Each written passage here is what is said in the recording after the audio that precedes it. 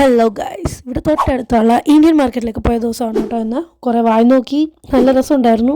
ഇതെല്ലാം ഇവിടെ കിട്ടും കേട്ടോ. അത്യാവശ്യം നല്ല പ്രൈസി ആണെന്ന് മാത്രമേ ഉള്ളൂ, കാശ് കൊടുക്കണമെന്ന് മാത്രം. ഓക്കെ, പിന്നെ മാഗി ഉണ്ടായിരുന്നു, മേടിച്ചില്ല. സത്യത്തിൽ പാട്ട് കേട്ടോക്കണേ.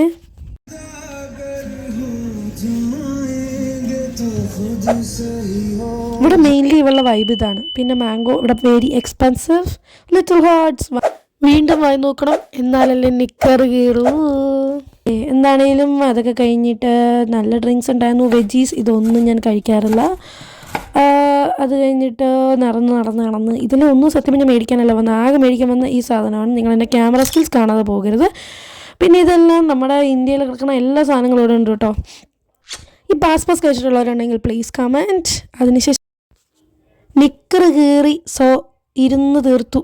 അപ്പോൾ ശരി, ടാറ്റ.